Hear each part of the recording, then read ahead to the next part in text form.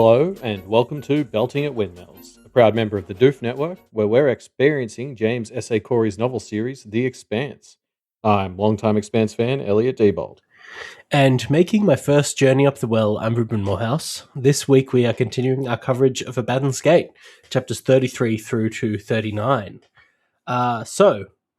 In these chapters, everybody starts to adjust to their new situations and life starts to move on until a coup is uncooed and we're back to humans infighting instead of working together.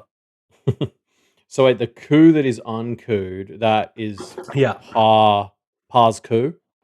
Yeah, Pa and Bull's coup is being uncooed by reverse Yes. coup. Yeah. So I think that's how it works. It's a coup undo.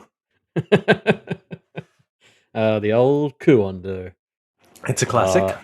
Yeah. Well, okay. Let's get into it because I'm excited to talk about that. So our first chapter this week, 33. We're in Bull's Head, and he's still adjusting to his new, very stationary situation. So he's still basically in bed and arguing with Dr. Sterling about getting treatment. And this is when Sam shows up bearing a gift. She's modified like a lifting mech that they'd use in the warehouses to basically allow him to walk himself around the ship. Yeah. And during this, they're kind of talking about, about the Nauvoo, as I call it. But it kind of only just clicked for me of like this big cool badass thing that is now kind of slightly busted up and has kind of lost its purpose, so it needs to be refitted and adjusted so it doesn't break apart under its new role. I'm just like, oh yeah, that's Bull. Like that's exactly what Bull is. That's so funny. So that's a fun little parallel that has kind of emerged through Bull's new circumstances. Yeah, I hadn't picked up on that until I read that you'd written this, and I was like, "Fuck, that's a great call out." Like he is, and I mean, much like the behemoth on its whole flight out here was basically one sharp jolt away from getting 1,000 times more broken. Um, but yeah, no, so he's like a little behemoth walking around inside the behemoth. Yeah, and then he has now this whatever fucking aliens mech suit to help support him, which I think is very fun. Yeah. I don't know if I'm being affected by the show or whatever, but I'm picturing like the mech suit from like Community slash Alien. Oh yeah. That's true. Alien is, I guess, the actual reference. Yeah, I mean, is it though? You know what I mean? Yeah, sure. The Community cardboard one looked pretty cool. And honestly, that's it. It better fits the vibe that Bull's giving off right now. Yeah, sure. That's fair. It's more of a Donald Glover in cosplay vibe. A little hacker. Sorry, this is a total aside, but I saw the new Mario movie the other day. Right, and he plays Yoshi? Is that right? Or am I making that up? It's because it sounds insane.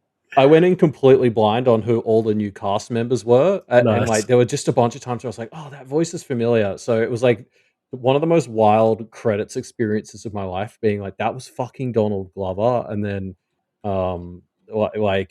Brie Larson was Rosalina. Yeah, but like he's doing a Yoshi voice, right? It's not like he's saying. Yeah. Oh no, that wasn't one. I didn't pick it at all. But it's just like then when you're reading the credits to try and figure out who some of the others are, and you see Donald Glover's name, like my mind's instantly like, wait, what? Yeah. And then it was Yoshi, and I was like, and then I was reading today. Apparently, he asked for the role. Like he's a weird guy. he called them up after the first one and was like, I want to be in these movies. And they're like, okay, we'll keep you in mind. He's like, I do a great Yoshi. Wow. Oh, so this was a pre-existing impression. Yeah. I don't know. Maybe he put it together because I think Yoshi was in the post-credit scene of the last movie. So maybe he was. Yeah, but I mean, he just said Yoshi. I mean, he's got one iconic line. But like, does he talk, or is it like it's just noises in the new movie? Or no, it's pretty Pokemon-esque. He mostly says Yoshi. Really weird. That's really weird. Yeah, there's a bunch of other. It's it's a hilarious movie. If you're into Nintendo like I am, like it's a great watch just because it's full of little references to the games. Aside from that, it's an extremely average movie. So same as the last one. Yes, I've heard Um, it's very mid. The last one, I guess maybe the novelty helped carry it through, but I hear this one is like really aggressively mid. this this one actually, the second half is really solid. It's just the first half spends way too long setting up all the plot points, which is Oh, like a that's annoying. wild problem to have in like Super Mario. Yeah, yeah, Um, totally. Like, and I think that's why it really doesn't work, is because you're sitting there, you're like, "This is a fucking Mario movie. Why am I watching the fourth intro scene in a row?" Yeah, Um, sure. but Yeah, the second half, once they get that shit out of the way, it's actually a pretty solid movie. But yeah, like, I think it's the same as the first. The first one, I think I only enjoyed it because of nostalgia, and I think it applies to this one too. yeah, Like, yeah. I don't imagine who the person is who would like this one more or less than the previous one. I think, I think if you watch this, go to watch this movie, you know what you're, yeah, getting yeah. into, right? Like, I feel like most people are going to enjoy this one exactly the same amount as the last one. Yeah, So, did you like the last one? Yes, then go see this one. If you didn't, yeah, then don't. Like, it's yeah. really that So, simple. And it's because both of them are really carried by the fact that it's like, ah, that's the thing I know. mm, yeah. Um, but anyway, sorry, coming back to the From extent. one galaxy to another. um, I really love this. Basically, Dr. Sterling and Bull are having this little argument because she wants him to sit up so that he doesn't get like pneumonia. That's even worse because when you're lying down, you can't like cough properly, I guess, or something. Um, Mm, and like, I don't know. It's just an interesting little insight into the wacky world of space medicine. yeah. And I guess for more insights into the wacky world of space medicine, stay tuned. Yeah, yeah, but no, like yeah, sorry, I wrote this before that had come together, but Teaser. yeah, like I don't. It's just it's so funny. Like I love their little thing where he's like, "I thought I wasn't meant to sit up because my spine's fucked," and she's like, "Yeah, well, your lungs are going to be fucked if you keep lying down, and you can survive without a spine. You can't survive without lungs." Yeah, it's true. True medical facts we're letting out from the Yeah, that's expanse. not even a space medicine thing. Yeah, That that's applies just here a on Earth. real thing. Yeah.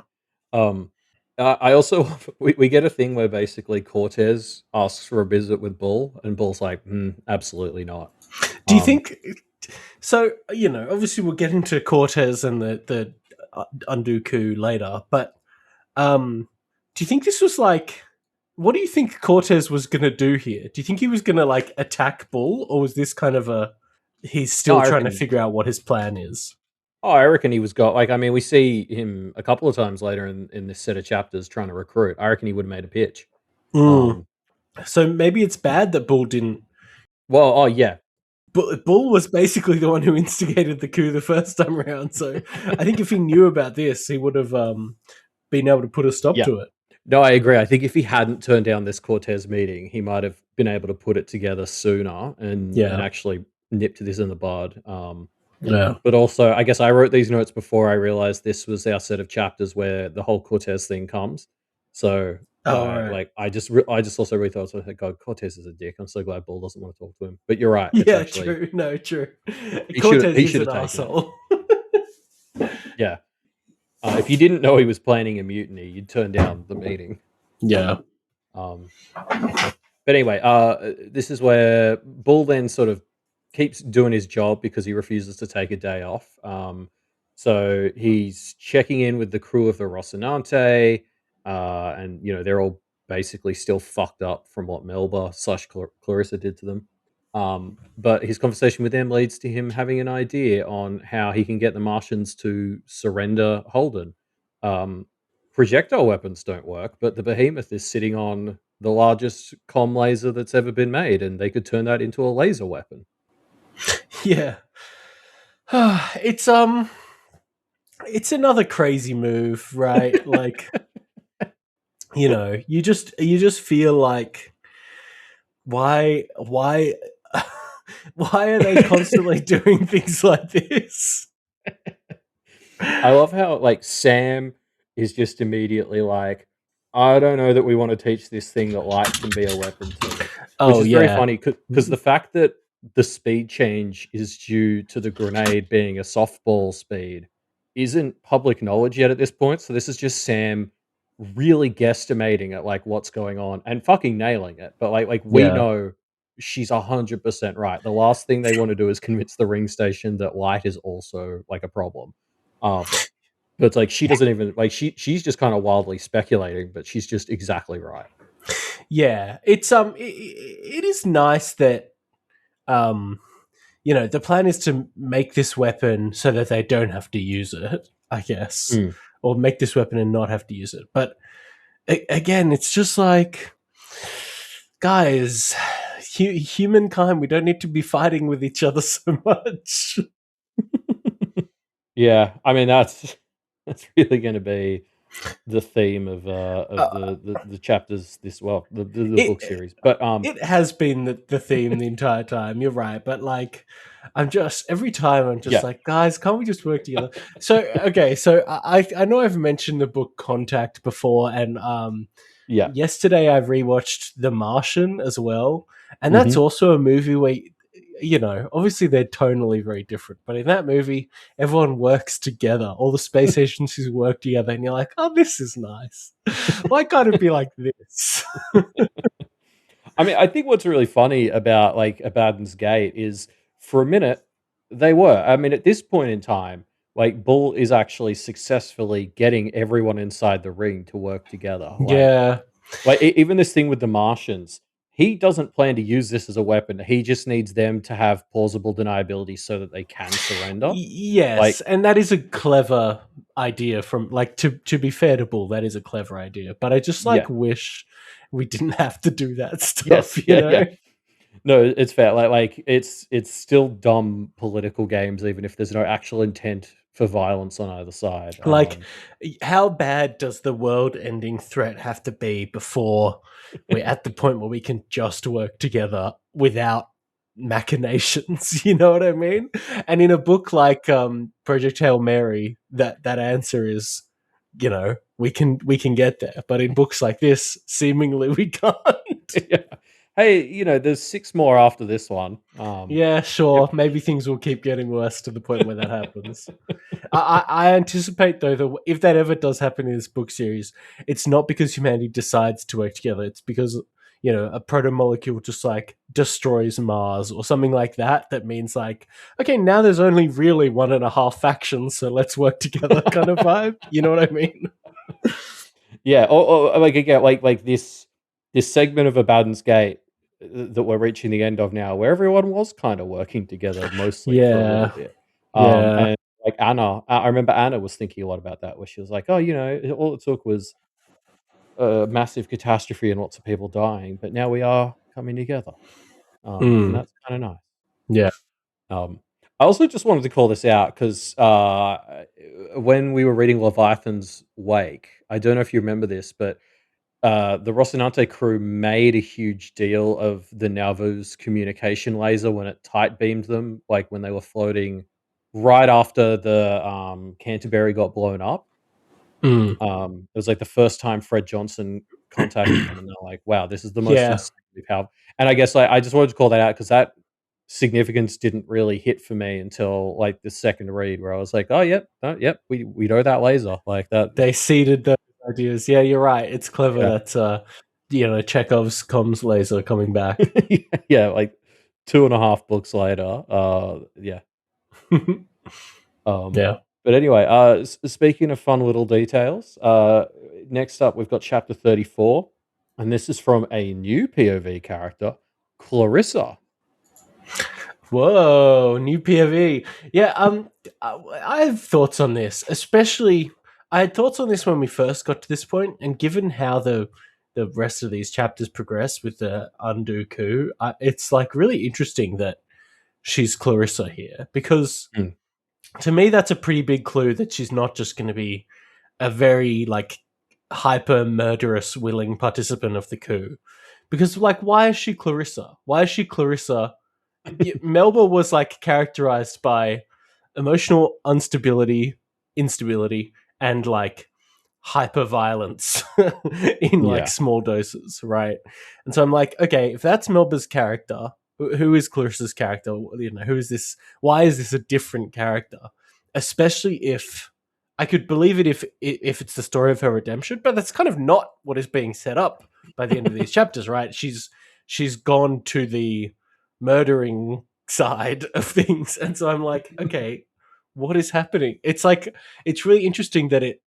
I don't believe that she's just going back to being, Lieutenant Melba here to murder people for the coup. Because Yeah. then why change her name? It's like, yeah, it's a really interesting kind of trick that they're pulling with they change the POV name and then kind of put her back in a very similar situation to where Melba was in.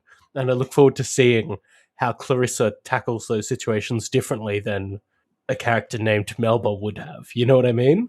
Yeah, well, especially because this first Clarissa chapter, which we're going to get into, very much seeds like, oh, okay, so it's a redemption arc. That's fun. Yeah, it's like setting up very But much. then, like the very next Clarissa chapter, like the rug is pulled out from under you. It's like, no, not quite.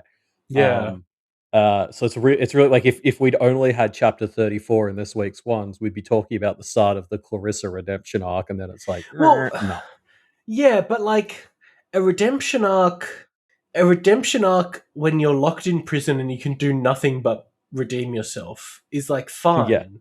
But a redemption arc where you had that little seed of maybe I can change, and then you're put into a situation where you're being told and encouraged to do horrible things that Melba would have done, like that makes it so much more juicy, you know?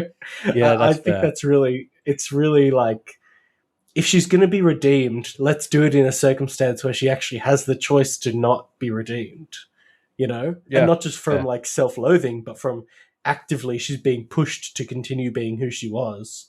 Well, let's see what happens. I think that's really clever. It's a really like fun way to continue the story. And I'll kind of cannibalize a point that I made later in the notes. There are so many characters, Bull and Clarissa primarily, who kind of felt like their stories were wrapping up, even though we're obviously, I mean, we're close to the end of the books, but we've still got a solid way to go.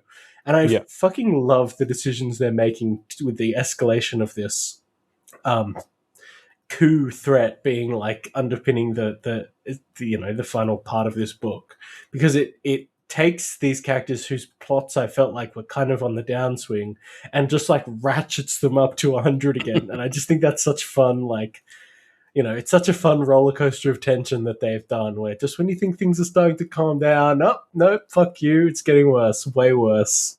Yeah, yeah.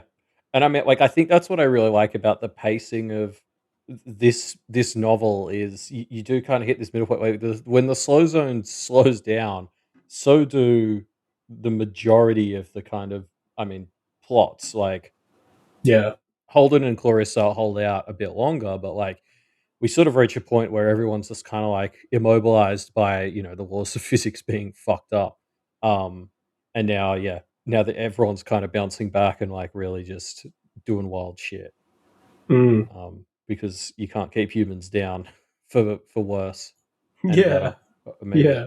Um, but yeah, I wanted to call out. Technically, this name change happened actually right at the end of the Melba chapter we had in our last episode. Mm. Do you remember when she was like having the chat with Tilly and she just kind of fully broke down? Mm. Yes. I noticed that the narration switched from referring to her as Melba like to Clarissa after she kind of Mm. broke down and confessed to Tilly. Mm. And it's really subtle. Like I wouldn't have noticed it if I had like wasn't sitting there in the back of my mind like, oh, the name change is coming soon. Yeah. Yeah. It's interesting. I definitely didn't notice it. So Yeah. yeah. Um, so anyway, yeah, that's just like a fun little extra detail. But anyway, we're meeting Clarissa, and she is visited by Anna, who is her new priest for now.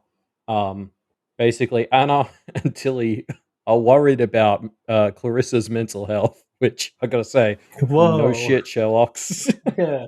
Who would have guessed? Like, I'm no psychologist, but like I could have told you that she needed help. Yeah.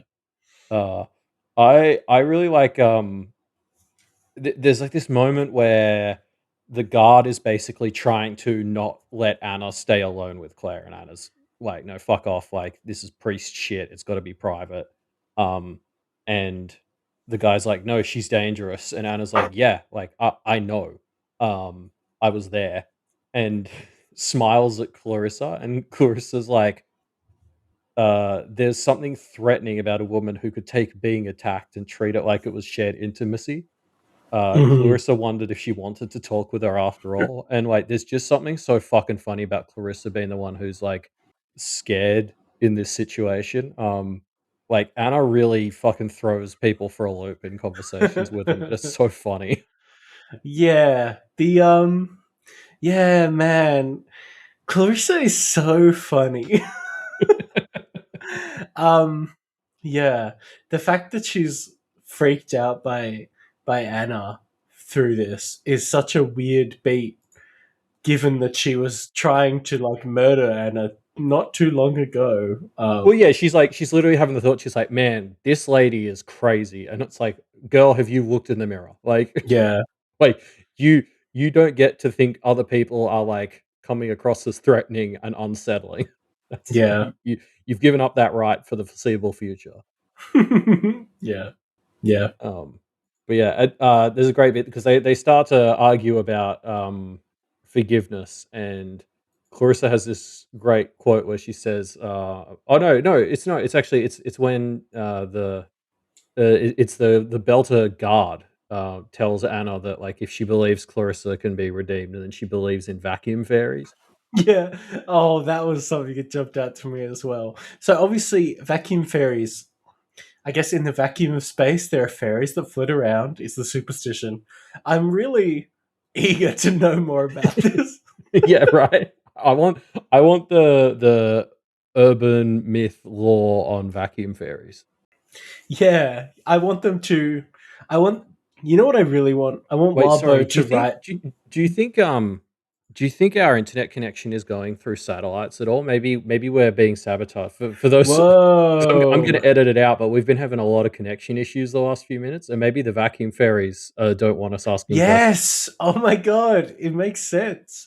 No, vacuum fairies, we're here for you. We stand you. I want Wildbow to write the fanfic about the pale, you know, the pale version of this universe where vacuum fairies are real, and I want to hear their stories. Yeah. Yeah, I know. It's so funny that that sort of superstition is carried out into space. I want more. Um, I also, I guess while we're talking about Clarissa and how she compares to Melba, there's a really funny beat early in this chapter where um, Clarissa notices that the lights switch off whenever the door is used, and it's because, like, the same circuit is being used for the lights and the, like, magnetic seal on the door. Hmm. And she gets really, like, judgy as an electrical engineer. She's like, that's like bad circuit design." It's like, "Okay, first of all, you faked your way into that job that you've been doing for 6 months." So, like, I mean, she sounds like a first year university student, which I guess is fair, but, it's just I guess, yeah, like to your point, it's like, okay, there's still some like, it's not there's not a clean break between Melba and Clarissa. They're obviously the same person. Yes. Um, and this is a funny little bit of, like, the reverberations of Melba and the life that was. The good parts of Melba are still in there too. Yeah. Yeah. I'm yeah, I mean, as I said, I'm very interested to track Clarissa versus Melba and see if we can pinpoint what differences we notice Clarissa do in Yeah. her actions that Melba might not have. I just think that's really interesting. Um, but yes, anyway, the meat and potatoes of this interaction really is, Anna asks Clarissa if she wants forgiveness. Clarissa responds to this by essentially melting down. Um, and just as she's starting to put herself back together, their meeting is cut short. But Mm. they agree to meet again, and we obviously know that that doesn't go great, but at least at this point, Clarissa is keen to see Anna again. Yeah. Um, and of course, the question of who cares about Clarissa getting forgiveness is it, or like what is forgiveness for, is a really interesting one, right? Um, Mm, yeah, I think it's really interesting to think about for Clarissa at this point, assuming that she's just going to spend her entire life in a cell, which obviously is not the case. Um, why does it matter? And I guess that's the answer, right? Like, because we don't know what the future holds. Maybe Clarissa isn't going to spend her entire life in a cell. I wasn't expecting it to happen so soon. I was more expecting, like, metaphorically, maybe she's in prison, but she meets other people and she can give something of herself to those people, or life Mm, doesn't just end, right? yeah, Until it does, but until that point, you still exist, and doing something horrible doesn't stop you from existing. So you yeah, have to you have to do something. yeah. And I think there's an interesting discrepancy. Like the one of the first thoughts I had when you were saying that was like it, it almost like Anna almost needs to be more specific. Like forgiveness from who? Because Yeah. you're right. Clarissa's response basically amounts to that she's not ready to forgive herself. Yes. Um, and so like her sort of saying who cares about forgiveness is always like she doesn't really give a shit if other people forgive her because she hasn't forgiven herself yet. So um like it doesn't really matter to her if I don't know she's going to get some sort of moral amnesty, especially from a god she doesn't believe in or whatever. But um yeah, there's so many layers to like forgiveness, and obviously like we both listened to We've Got Ward, which touched on that a lot. But Mm. yeah, like it's like there's so many layers of like okay, there's like the religious aspect that Anna's coming at it from a bit more, but then like Clarissa's got to figure out if she can forgive herself, let alone whatever the fuck this means beyond her own relationship with herself. Mm. Yeah. Yeah, but I think, like, I think the what I said before about her not existing in a vacuum kind of holds true, right? Like, it Yes, yes, it doesn't matter to her if she just forgives herself, whatever, but she's still a person that just by virtue of being alive will interact with other people, and that mm, means that she still has impact in this world, and forgiving herself is a way to start making her impact more positive, you know? yeah. Or even if you don't forgive yourself, like drown yourself in Yeah. the eternal pressure of atonement. Like Yeah, yeah. she needs a different priest for that, but, I mean, spoilers, I guess. Yeah, sure.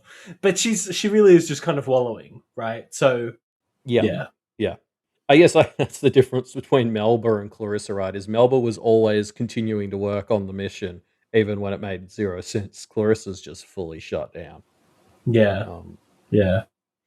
for now anyway. But, yeah, um, I'm just reading your notes here, which I assume you wrote before reading the rest of it, Before so reading the rest, yes, yeah, I was thinking more about what Clarissa's purpose in the story was, and yeah, well, yeah, I had thought that it was going to be something to do with Miller or Julie coming up that Clarissa could play a part in because of that connection. Because I think that yeah. would be really interesting, and I was kind of struggling to think about how else she could play into it. But nope, that's why I'm not the author. They found something much better. Don't you lo that's one of my favorite things is when you sort of predict in your head where you think something's going, and then it goes, like, a different way, "Ah, this is cooler." Like, I So, love well, I love I think authors. Clarissa meeting Ghost Julie would have been cool too. I'm just Oh, saying, yeah, but sure. they found But something that makes a yeah. lot more sense. Yeah, I know, I'm not saying that this applies here, I love that feeling of, like, me smugly thinking, "Yeah, I can see where this is going," and then, like, they do something cooler, and I'm like, "Oh, that's more awesome." I love authors. Yeah. Um, but anyway, we leave this conversation with Clarissa and Anna and jump into Anna's head right afterwards. Basically, she's waiting for Bull in his office, and while she's waiting, she's watching one of the Radio Free Slow Zone broadcasts that Monica has started doing. Um, and yeah, she's basically pondering the fact that all of humanity is like finally working together, and this would make a kick-ass sermon. I should write that sermon. Mm, yeah. Yeah. Yeah. I mean, if she got it in time, it would have been a great sermon. Yeah, it would have been good. I mean, would have liked it. Wouldn't have aged well, but Yeah. would have been great at the time. Oops. Um, but yeah, anyway, Bull basically rocks up, and this is where Anna pleads Clarissa's case. Basically, Bull tells her he doesn't really give a shit.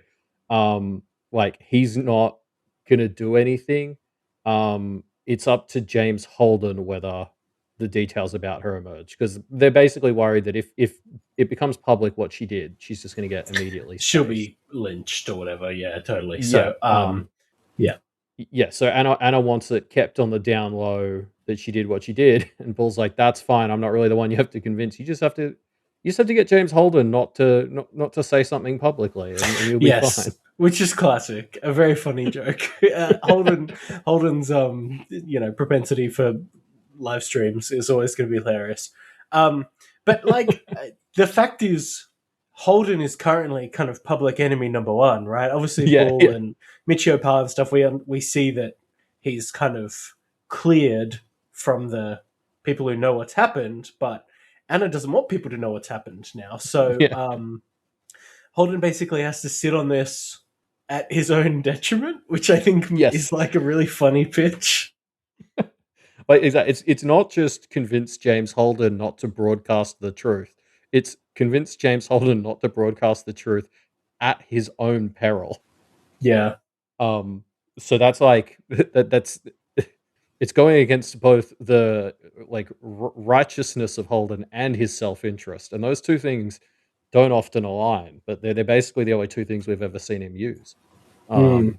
And she's going to try and fight both of them. It's a great setup. Yeah.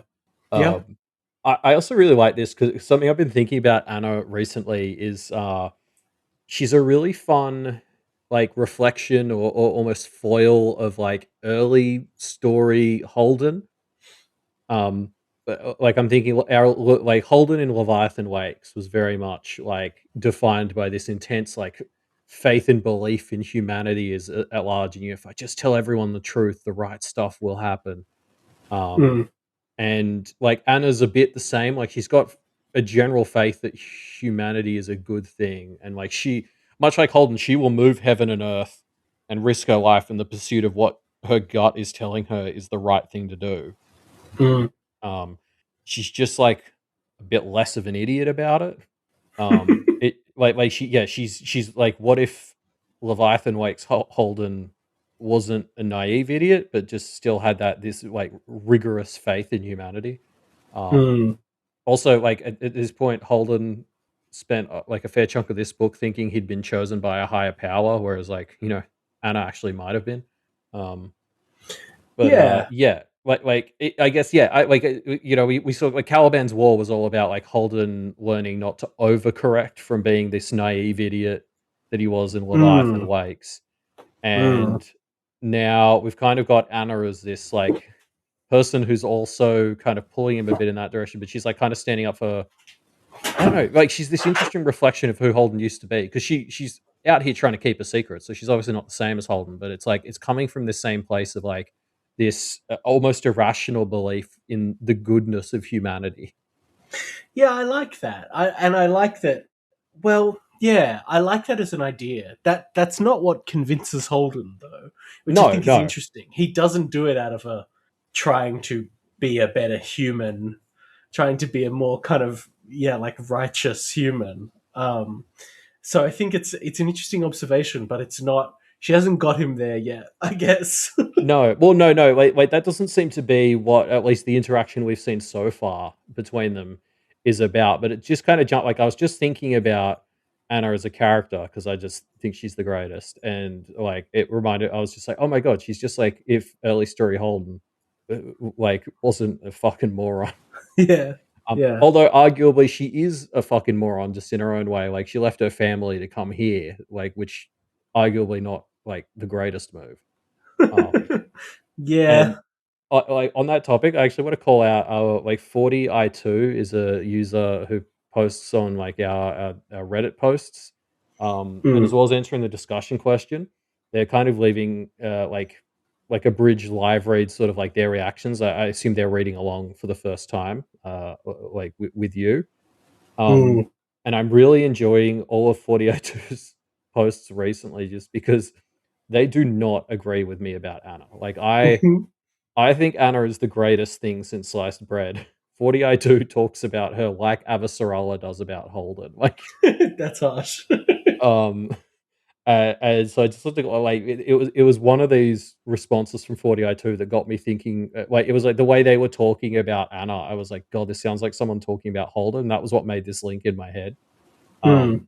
And so I just wanted to call them out for making that link in my head, and also it's just been really fun reading the opinions of somebody who has a very different read on the characters to me. Yeah, no, I'm enjoying reading through 40i2's thoughts as well.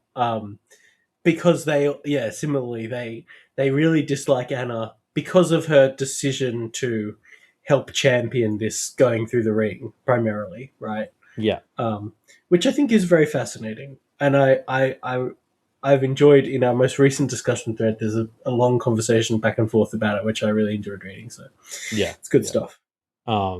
Yeah. So yeah, just really wanted to call those out. I mean, I don't enjoy those comments enough for them to ever change my mind. I'm too much like Anna and Holden, I guess. But um, yeah, a lot of fun, and yeah, like I feel like there's a second half to this thought on how Anna reflects Holden, and I don't have it yet, and maybe we will by the end of the novel. But um, yeah, it's it's Mm, it's fun that there's some overlap there.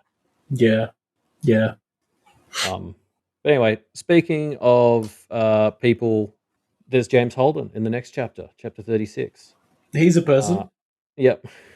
I've heard Although that.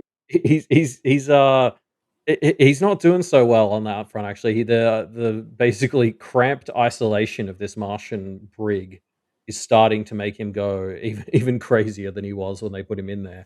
Yeah, and Um, he still doesn't know really anything about his crew no, at this point, so it's really torture for poor Holden. it is. And like, what's funny is now he's not seeing the imaginary person he talks to because he's getting too crazy for that. Like he's Mm. going like it's like he's like being isolated, and I was like, well, don't you have like a psychic link to like a giant space alien thing? Like, Yeah, chit chat with your space ghost. but anyway, yeah. So basically, Bull's big laser ploy does the trick, and Holden is released and sent to the Behemoth. Um, it's very funny because he's very surprised that Mars has surrendered to the Behemoth. He's like, that's strange. Mm. It's a really great moment to show us like how fucking out of the loop he is at the moment. But yeah, he gets on the Behemoth and he meets the captain, Michio Pa, who kind of gives him the lowdown on his imprisonment on the Behemoth. Yeah, but then kind of pretty much immediately, not forgets about him, but moves on from him, which is crazy. I mean, like, he's surprised that he's kind of given the run around the ship, as am I, because, I mean, obviously they know he's innocent now, so they're not going to, whatever, lock him up. But why isn't the debrief of Holden priority number one? He tells them everything, right? He tells them about Yeah. Ghost Miller. He tells them about how he knows what's going on with the slow zone and all this stuff. Like, even just the fact that they know that using a light gun will now be really bad. Like, this stuff is all very important. They found a stability, and there are other things to worry about, obviously, as we'll see pretty soon. But yeah, I don't know.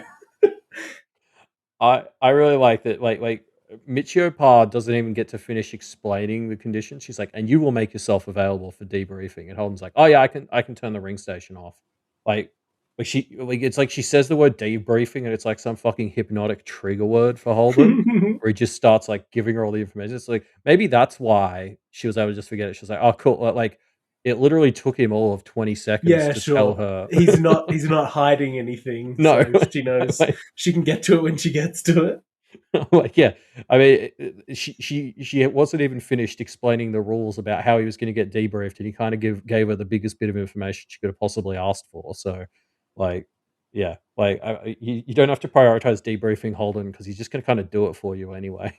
Yeah.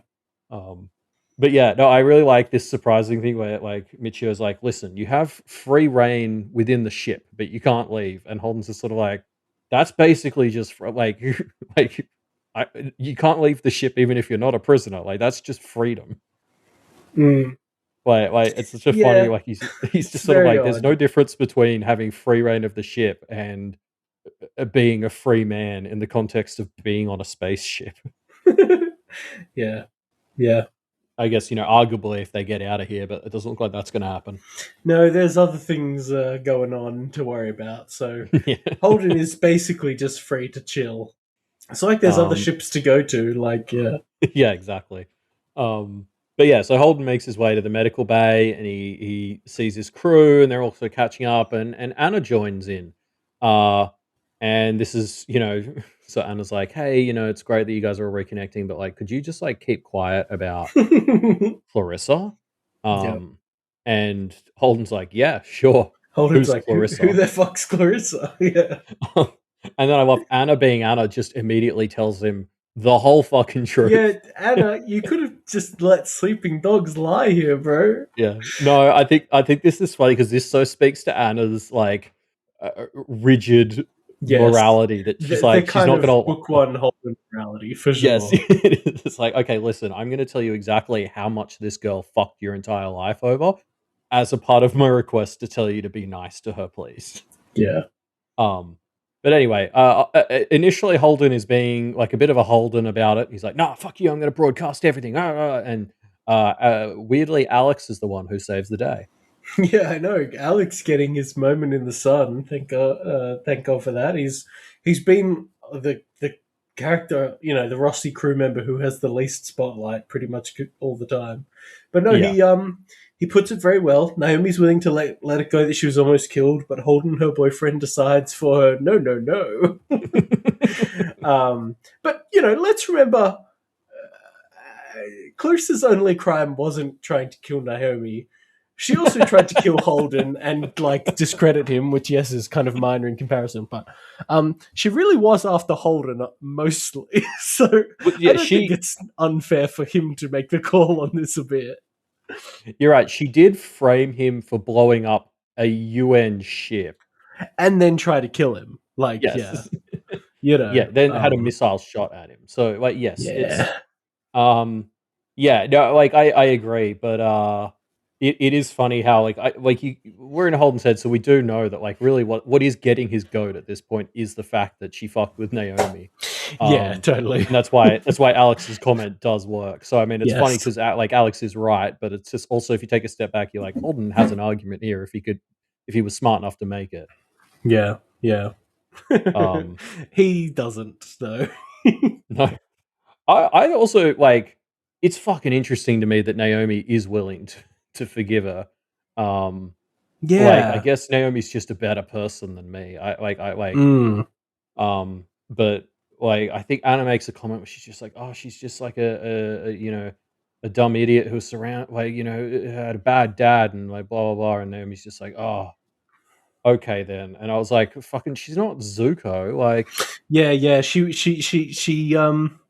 She agreed very quickly, which I think is interesting. And I think there's probably more to explore there. I think we might get a bit more of a conversation from Holden and Naomi on this. Because really yeah, we don't this is Holden's chapter, but it basically ends with him re meeting his crew. We haven't really got a chance for Holden and Naomi to yeah. debrief yet. And I think when they do, we'll get a bit more of an interesting answer to this question, I suspect.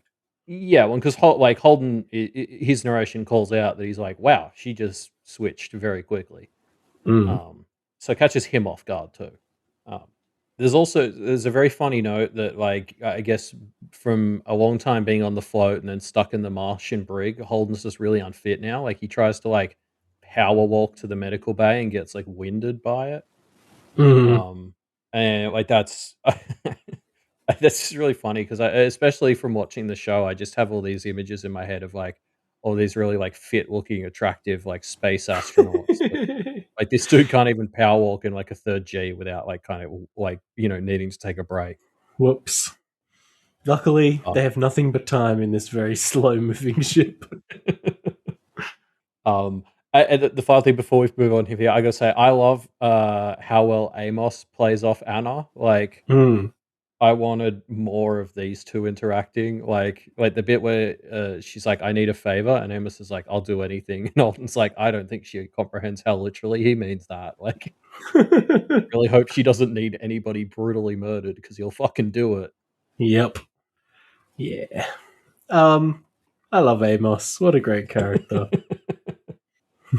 um, But yeah, anyway, I guess next chapter is another Clarissa chapter. We're back with her, and she's sitting in her cell, and I didn't think I'd be able to say this, but I think her mental health is getting worse. Um, No. but like also weirdly better because she's basically rediscovering emotions. Um, the only problem is in her current situation, positive emotions are not exactly the dominant category. Mm. Um, so yeah, she's having a real rough time sitting in her prison. Luckily, she does have a priest now to get her through this. Unluckily, that priest is actually Cortez, who is teaming up with Ashford. Ay, ay, ay. Yeah, Cortez. What a loser. I mean, it's so like. I mean, it's very interesting that it's happening to Clarissa here because it is really like a wallowing in self pity kind of move by Cortez, right? Like Yes. this weird idea that he can kind of become this like glorious martyr by effectively suiciding themselves against the ring. It's just Yeah. silly. It is just silly, and it is just this like driven by guilt kind of move. So of course Clarissa is the perfect person to become a part of that plan because that's her whole jam at Yes. the moment. Yeah, because I mean we see at the start of like this chapter like there's a quote Melba has where she says she's like she thinks to herself like she could break out if she really wanted to, but like at best breaking out would mean getting gunned down by the OPA. At worst, it would have meant she was actually free. Um, and I love that line for sort of showing us like how bad a position she's in, where she's like, yeah, best case scenario, I could die. Worst case Yeah. scenario, I would not die. Whoops. There's also sorry, it's a great. I also like. I really liked Melba narration, but I think I like Clarissa narration even more because like she's just funny. Um, like there's a bit where Ashford is like planning his coup, and she's sort of listening just because she has nothing else to do. And she thinks to herself like worrying about who's captain on this like doomed ship that we're on right now Yep. is kind of like worrying about being the prettiest girl in prison camp. Like it doesn't matter. Um, and like, yeah, I don't, it's just funny how she's just so like, there's still that like fucking stuck up rich snob living in her, and I'm here for it. Yeah. There's a bit where Cortez comes up to her and he's like, "May I be honest with you?" And she's like, "I don't see that I'm in a position to stop you," which is such a like little smart ass answer. I was like, "I'm here for Clarissa, just the little jackass shithead." Clarissa Like, Snark. Yeah. Um. Yeah. Yeah. My opinion of Cortez. God, he risked making me like him a bit last week, and of course this week he fucks it all up. yes. So yeah. This is where Cortez fully recruits Melba to Team Ashford, or yeah, like Team Blazing Glory, I guess. Like, yeah, their plan is they found out about Bull's laser and they want to jack it up even higher and use it to like cut the ring so that it closes and trap themselves here, but also trap humanity away from the aliens. Yeah. So let's talk through whether this plan is stupid or not. Well, it is. I think. I mean, I can kind of see their arguments slightly, but the really damning thing is, this doesn't change anything about the fact that these aliens are out there, right? Like the threat isn't that they'll bring something back with them from the ring or something. You know what I mean? The threat Yeah. is out there already. The protomolecule exists, and humanity keeps fucking with it. I mean, like, it is the idea that if they kill, they close the ring from this side, it'll be enough of a warning that humanity stops fucking with the protomolecule. That's a plan I can get behind, but that doesn't really sound like what Cortez is after. I mean, honestly, like I think, yeah, this the reason it rings as stupid for me is because I see the logic of let's go back to being isolated. Like humanity is not ready for this alien shit.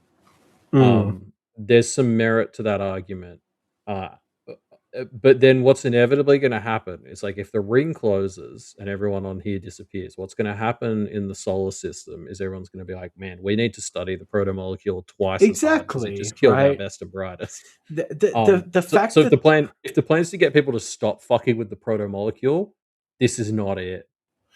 the fact that the slow zone exists is already going to isolate them as much as they need to be isolated to focus on, you know, unifying humanity, right? Like, Yeah. I think just chill out. Chill out, Cortez. Yeah.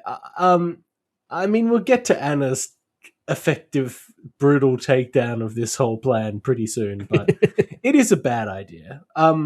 Also, Yeah. why do they think it would work? Using the laser to destroy the ring, it's just not. I mean, we know it's not going to work, but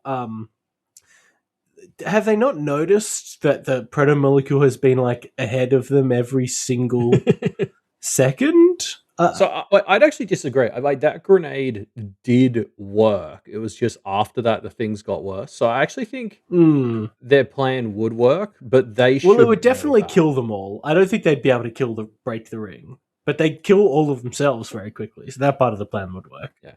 Oh, look, I guess I don't know if they know enough to know if they could actually damage the ring, but like, I just assume those kinds of insane wormholes are like fairly delicate, so it would take that. Like, That's fair. I actually think they might have a chance to damage the ring before the station takes its revenge on them because it is very reactive. No, I think they'd have a chance if they like climbed aboard it and started tinkering with key electronics or bombing it. I just don't feel like shooting a laser through space to hit it is going to necessarily be the move. It just doesn't feel like a good idea. It's all they've got, I guess. Yeah, I guess. But yeah. Anyway, we will. I guess we'll get to it more once Cortez tries to rope Anna in. But basically, he succeeds on his charisma check against Clarissa. She's on board. All he needed to do was be like an aggrandized, self-centered dickhead, and she loves those guys. Yep. Actually, I think there's a really fun angle here to like Cortez sort of is like part of his pitch is he's like, oh, it was our self-aggrandizement and my vainglory, which is like not a word any human has used in the last 200 years. Yeah.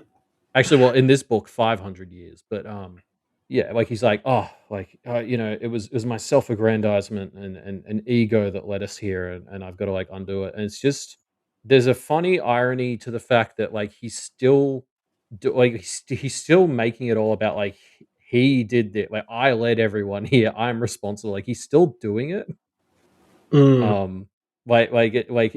His whole speech is about how he's like, I was so self-interested and I brought us all here, so now I need to kill us all.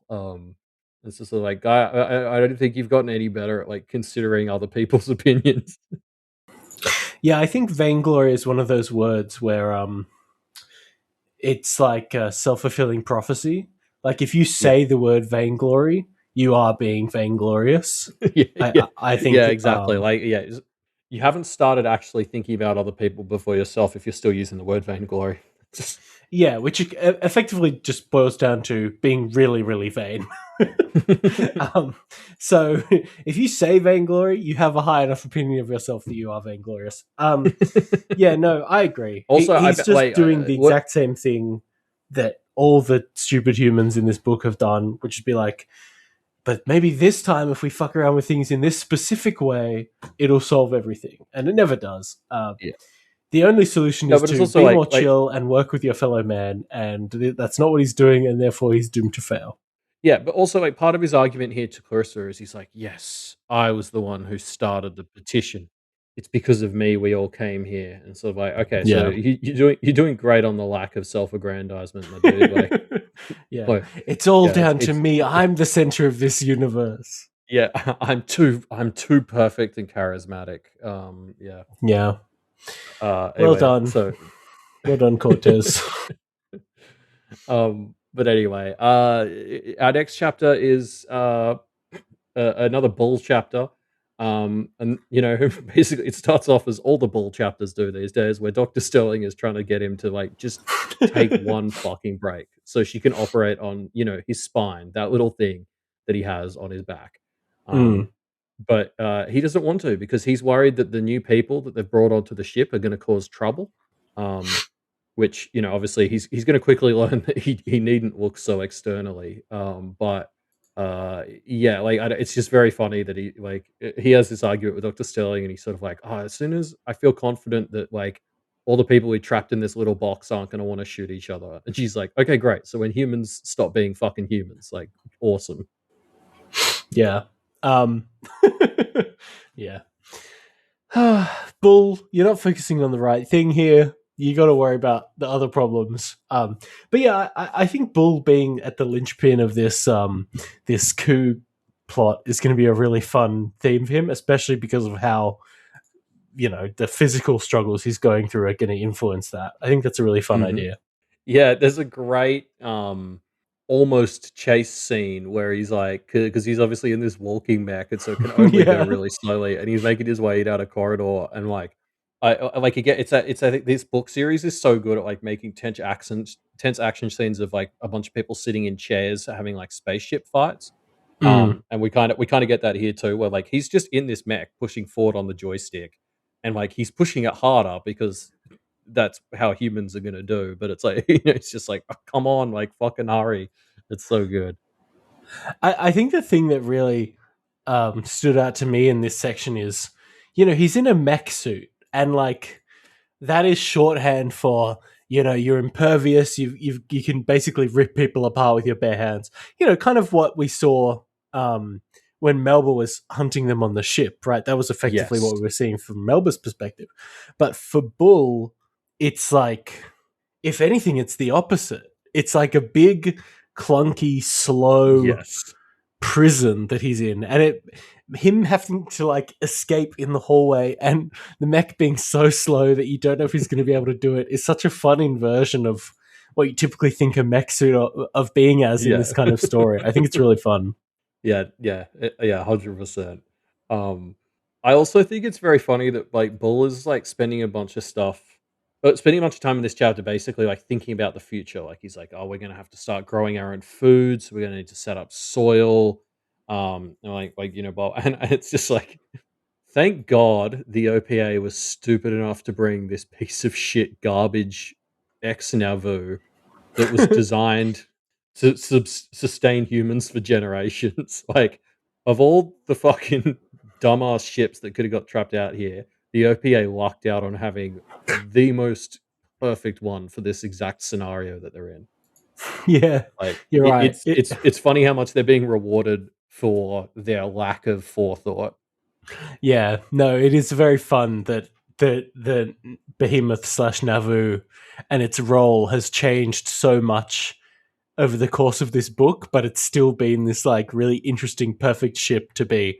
Whether it's okay, it's got the laser, so it's got this like weird weapons capability that no other ship has. Now, it can be act as kind of a generation ship again. Okay, wow, like it's like really interesting that it just keeps having this kind of Yeah. Oh, usefulness. It's cool. well, yeah, because it came out here as a warship, and it was such a dog shit excuse for one. Like, it fired Yeah. one missile and crippled itself. And now, yeah, but like basically, since the slow zone is activated, it's become the greatest decision that the OPA has ever made. Yeah, Um, no, it's gone through a character arc of figuring out, who you were originally is enough. Now, you don't have to put on all these fancy guns. Violence isn't the answer. You Yeah. got to bring everyone together. Now, No, Vu, but like that's what him. seriously, like that's Yeah, kind of yeah, what the arc has been, and I think that's really yeah, yeah, fun. yeah. No, you're right. The Nauvoo's going through it just the same as half of our characters are. Yeah. Um, yeah. Anyway, so I mean, the rest of this chapter is basically just Bull making his getaway and coordinating with the people that he can trust. So, like, he's talking to Sam, Serge, who's very confident he can take care of his part of the coup, um, and Corin. Yeah. Yeah. Whoops. um So I like. It was so funny rereading this bit, and Serge just like, yeah, don't worry, boss. I I got it. got this. Oh no. Yeah, because we will see the end of Surge's confidence soon enough. But Yeah. No, but as I was reading this section, all I could think was I'm so happy. I'm so happy that we're going to get to see Holden be a part of this mutiny soon, because I think it's really funny. I just want Holden to get embroiled in another random conflict. I think he's really fun in them. yeah, and like yeah, he attracts them like a fucking magnet. Yeah. Um, but yeah, well, we shall get there soon enough. First of all, though, we do have chapter 39, our last chapter for this week. It's another Anna chapter. Um, and she delivers like her first new like little mixed faith sermon that she kind of has organized here on the Behemoth. And it seems to go pretty Mm. well. So she goes and gets a drink with Tilly, who's buying very expensive drinks. Um, but she's got the money to back it up. Yeah. She does. She's yeah. Capitalism takes a foothold anywhere, right? Yeah. Yeah, exactly. Um, I actually really like Anna has this thought to herself where she's like, "Man, the fact that like Tilly and I have become like genuine friends is Mm. probably the real like everyone's coming together thing." Like she's like, people are getting so worked up about Belters versus Earthers versus Martians, and she's like, my life, like my day to day life, is so much more similar to a Belters than it is to someone like Tilly's. Mm.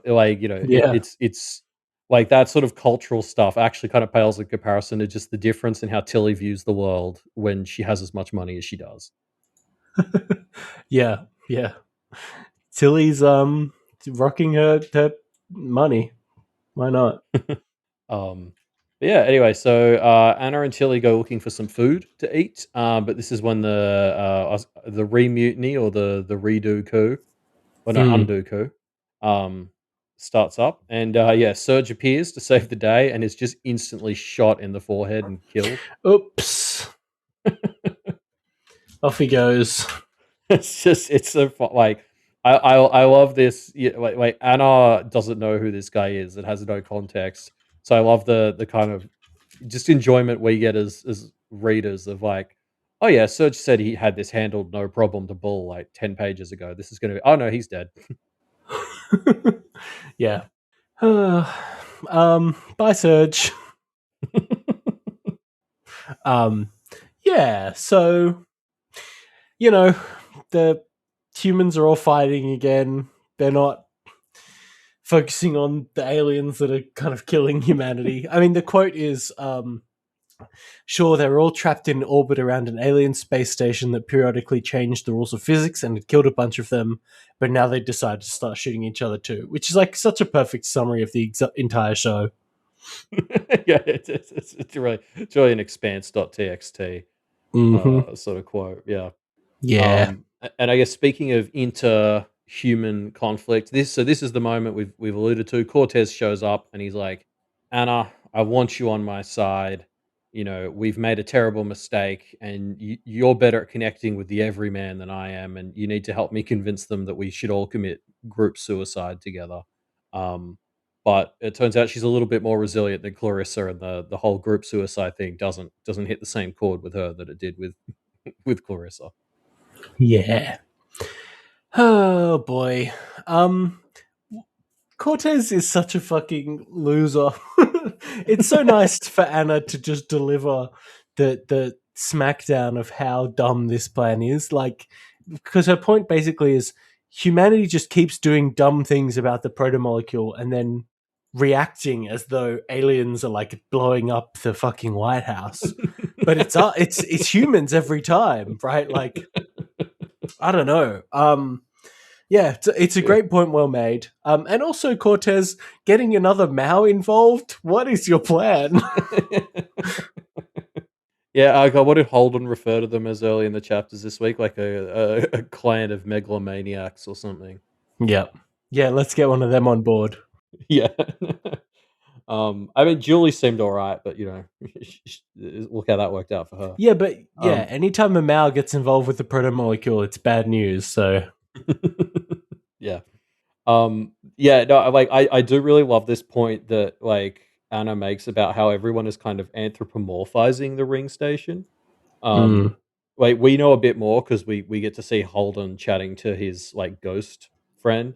Um, but like we know because of that like this is just kind of a station on autopilot that's just kind of reacting to like really basic stimulus. But of course, as humanity, we're like, there's some machinations going on here. This is an evil plot by the aliens. And it's like, no, we found their old shit, used it on other humans, and like everything, Eros, Phoebe, like that was all us. Mm.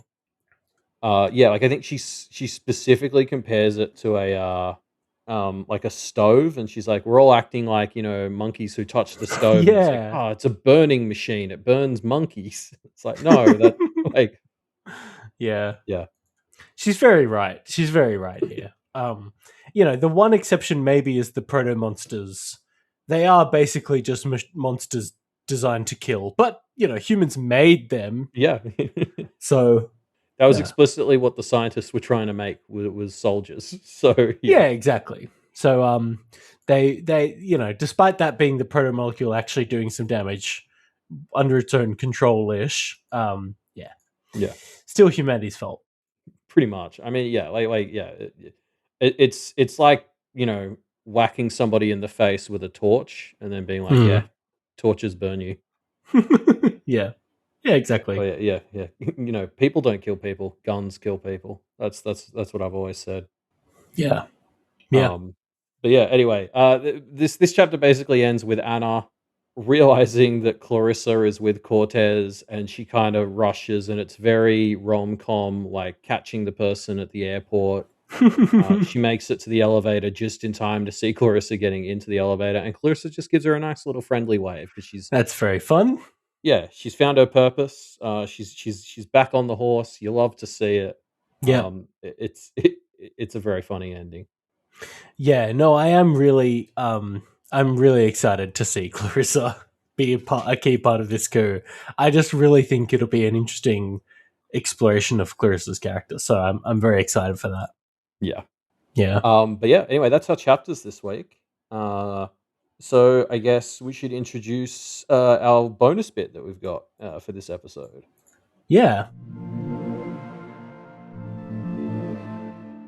Okay, and I guess now it's time for us to introduce the special guest who's been sitting here silently the whole rest of the episode. Welcome back, Space Doctor Georgia Diebold. Woo! Hello. Hello. Welcome back to the show. Thank you for having me again. How has space doctoring been going for you since we last spoke to you? Yeah, I've been to space a few times. Just doctoring up there. No. Mm. I, for those who don't know, generally speaking, do bone doctoring, but I have done a little bit of a space doctoring course. There's not a lot of space doctoring jobs, especially in Australia, but Yet. I know just a thing or two about space doctoring. Well, the bone stuff's actually going to come up because we'll get to. I mean, basically, you haven't read the book because, and I'm just reading what it says here. You're a bad sister, but Mm. yeah, obviously, what's happening in the book right now is a bunch of spaceships decelerated very quickly, and it was basically like a really bad car crash inside all of the spaceships. And Bull, one of our main characters, basically had his spine get fucked up as a part of that. Oh, yes. Well, that is somewhat familiar to me. Yeah, is the spinal stuff, is that under bone doctor jurisdiction? Sometimes we share it with neurosurgery, but I've Okay, done a that little makes bit of spine, but not lots and lots, but lots of trauma. um, in doctor world, trauma just means like big hit, right?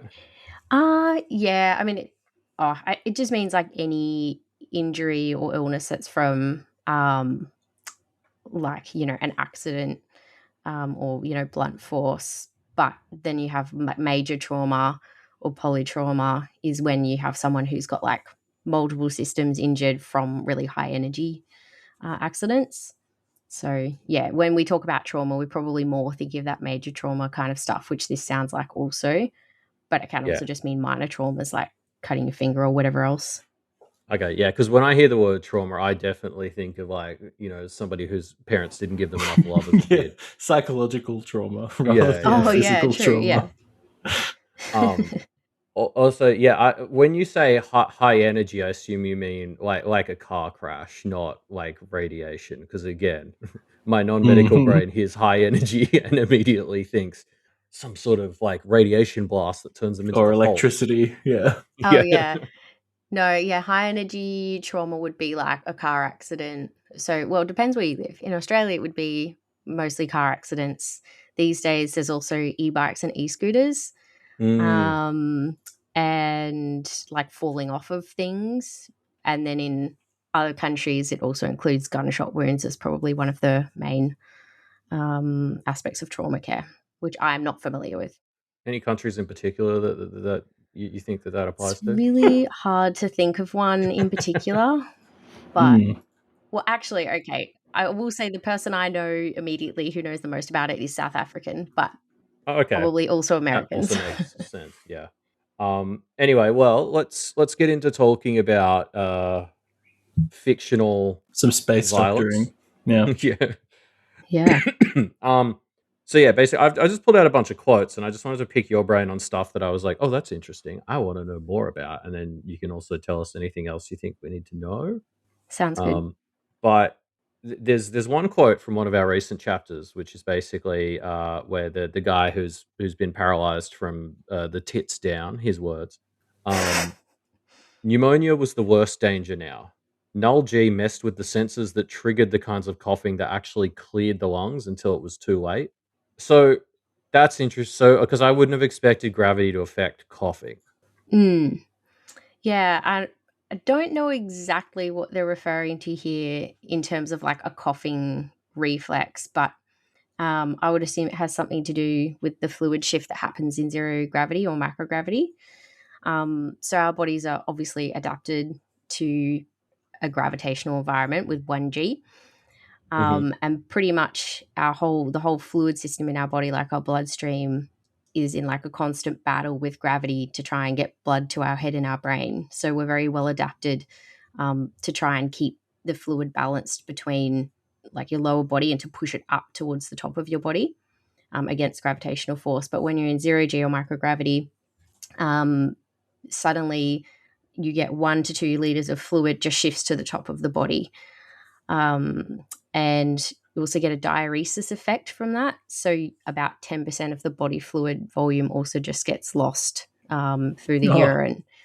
So that's something that like astronauts in real life and everything experience as well. So that's why if you actually look at the pictures of people on the ISS and things, you'll notice their faces look really swollen. Like they look like they've been on steroids, like prednisone or something. They've got really swollen faces. They tend to get nasal congestion. And that's part of why they then faint so much when they get home, is because they've just had all this fluid sitting in the top of their body for so long, and then they get back to gravity and it all just goes to their feet. Yeah, and just Um, I assume the body, like if you're up there for a decent amount of time, the body just kind of starts to get lazy about it too. yeah, Um, exactly. Like our bodies are so good at adapting and bad at the same time. So it's like there's all these like long-term adaptations from evolution, but then also your body is designed to try and adapt, or a lot of the things that your body does, it does in reaction to certain stresses or loads. And so when you remove those, it like removes some of those mechanisms really quickly. So that includes the regulation of your blood pressure, and that's like often done. It's done through multiple mechanisms, but one of the main ones is baroreceptors, which are like little receptors that live in parts of your bloodstream, especially in your carotid arteries. And basically, when they sense that there's not enough fluid going up, changes happen in your body to push more fluid up towards your head. And so when you're in space for a long time, like, or if you're lying in bed for a really long time, is the other one that we okay, see I was a lot in real literally Yeah, life. that was gonna be my question too. I was about to interrupt you and ask. So if I just lie down for weeks, okay, cool. Yeah, so like I mean, we even have patients in hospital. Like we had a guy under my team recently who waited quite a long time for a surgery, like 2 or 3 weeks, because it's the public healthcare system. And so he was lying down for like 3 weeks, and then he had his operation. It's like, all right, you can get up and walk, and he just couldn't get his blood pressure up for like over a week because those baroreceptors basically become a bit disinhibited or desensitized and will sort of stop working. In terms of how this relates to coughing, I assume it would be to do with where the fluid is sitting in the lungs. So again, normally if people have like congestion in their lungs or excess fluid, you try to sit them up so that most of the fluid, gravity will push it to the bottom of the lungs, which it's still worse than having no fluid in your lungs, but at least the top part of your lungs is clear of fluid and you can like have good airflow in that part. Whereas if you were in 0G, it would kind of all just be hanging around everywhere, which is similar to something that we call APO or acute pulmonary edema that makes people sick in hospital, happens for a variety of reasons. And, they become hypoxic, their oxygen saturations, they struggle to breathe. They have to use their muscles more to try and get the air through, and so they get really tired. And it does predispose them to infection with pneumonia as well. Okay. And then what about, so the next part of this quote then also mentions that like the second biggest risk after pneumonia is like strokes and embolisms, which as far as I'm aware, embolisms is just also strokes. Almost. But yeah, basically, it then goes on to talk about how blood that gravity should have helped to drain, pulled, and clotted. So I'm just curious what you think that looks like. Yeah, so again, it's like definitely related. So a stroke is any kind of event that restricts blood to parts of the brain. It causes a hypoxic or ischemic injury to the brain. And then embolism is specifically where you have a blood clot block off a blood vessel. So that can be either in the venous system or the arterial system. So the venous system is when you hear about DVTs, like having clots in your leg in an aeroplane. So that's that's a thrombosis, which is where you get a clot in there. And then an embolus is if a bit of that clot breaks off, and then it usually travels up through the venous system and goes to the lung, and that's a pulmonary embolism or a PE that people talk about getting. And then you can also have arterial embolisms, which is often if people have atrial fibrillation, like a funny heart rhythm, or if they have infection in the heart, then you can get abnormal movement in there. Turbulent blood flow causes little clots to form, and then those clots get pushed out into the arterial system. And then once they hit a small enough artery, it just blocks it off. So like people with chronic heart diseases of certain varieties will get like little miniature clots in their hands that will go funny colors. So in this context, so this guy has a spinal injury, does he? Yes. Oh, yeah. Okay. So I guess it'd be from a few things. Like, again, if you've got that fluid shift, you've got less fluid in your legs.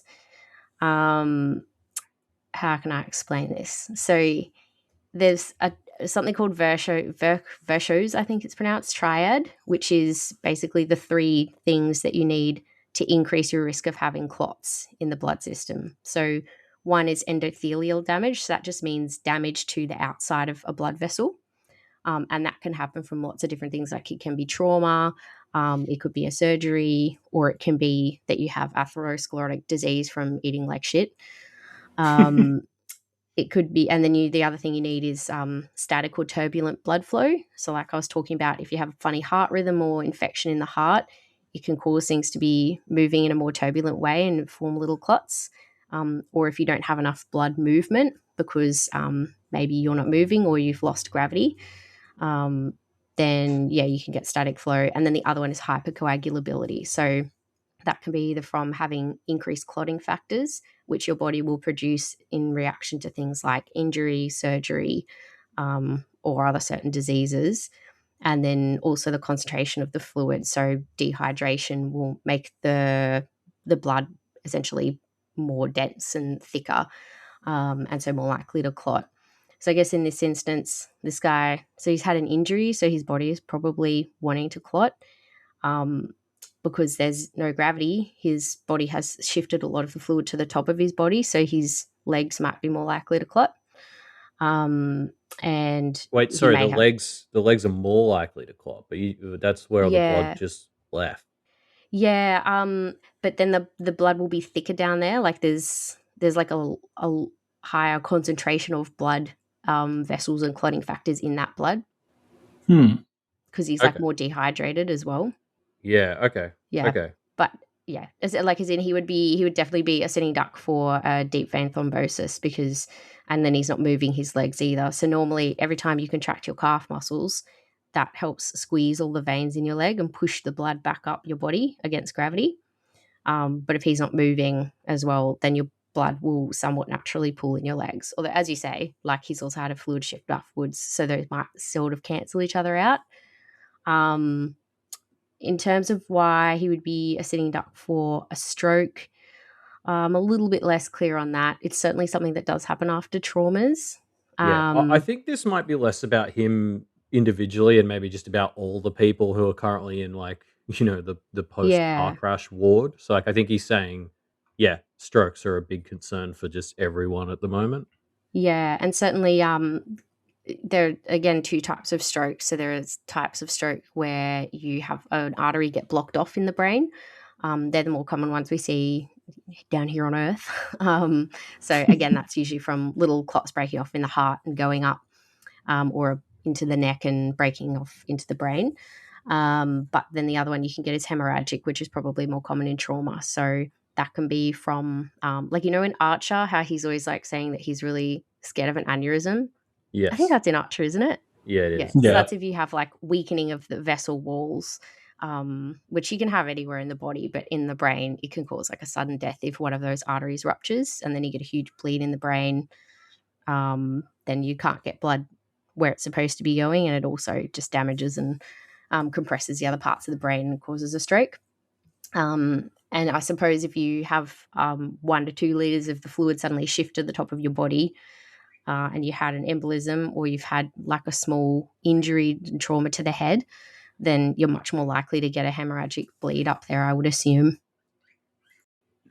This is sort of related, but I guess the other thing as well is there's a quote later where they talk a bit about how he's got like bleeding going on around the spine. And like, because I'm like generally I'm of my level of understanding of internal bleeding is like Jake Peralta in that one episode of Brooklyn Nine-Nine where he's like internal bleeding, but that's where the blood's supposed to be. Yeah. So but I guess when you're bleeding, your blood tries to clot more, right? I haven't made that up, have I? Like that's like a thing that happens. Yeah. Yeah. So I guess usually what would happen is if you've got like a bit of bleeding in your spine, it's clotting but also getting cleared out, but maybe that's not happening as much for him. Does that make sense? Like is he just getting like fucking chunks of clotted blood building up in his spine, which would normally get flushed out easier?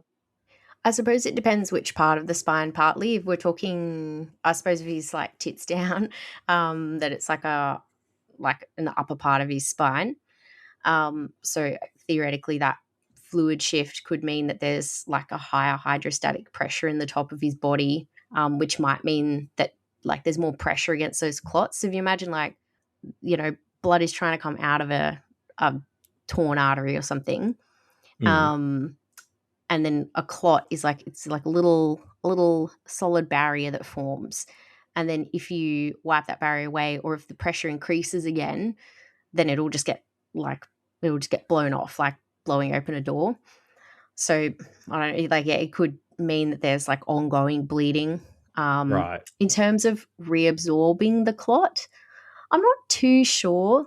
Like ultimately the blood flows, like it's flowing through tubes. So it's more related to like fluid type mechanics, like Ohm's law type sort of physics. So I'm not 100% sure, but because when there's that line. So do you have different blood pressure in space? Like is it lower? Yeah, it's a lot lower. Okay. I think that's I think that's what I wasn't getting. Okay. Yeah. Because when it says it should have gravity should have helped drain the blood, but it pooled and clotted instead. I'm not sure exactly which part of the body they're talking about. I suppose they seem to be talking about the head. I've never heard of a venous clot in the head, but maybe this is somewhere where it would, like I'm sure they do happen. I just don't hear a lot about brains either. But maybe that would be more likely as well if you've got this big fluid shift up. into their head and like lots of extra pressure and blood pooling up there where it's not supposed to be. Yeah. Okay. Hmm. Now, so my next question for you relates to this quote where a different character, Anna, is trying to help somebody on one of the ships after the big deacceleration. And he says, "Help me." And then he coughs up a glob of blood and mucus that drifted away in a red and green ball. Yummy. Yeah, see, I had never... Christmas themed. Yeah, well, yeah, I mean, she's a pastor, right? So it's all... so she knows about Christmas. Yeah. Well, this is a sign from God to her. Anyway, I guess I had never considered pretty much anything but urine and water being glob formed in space. And so I wanted your official medical opinion on what would be the worst fluid to have globs of it floating around in the room with you. Well, I guess what I'm thinking is that mucus generally is quite viscous, and so it's already kind always of globby. Yeah. Yeah, but it doesn't already get a glob on it. But it doesn't get to float.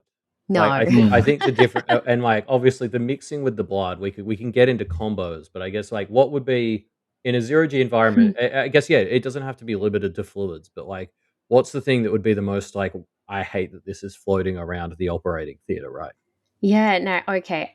What I'm thinking is that the viscosity and the surface tension of the fluid is probably going to be important because like if you have, how water, it will sort of like cling together because of that surface tension as well. So that's why it forms a glob.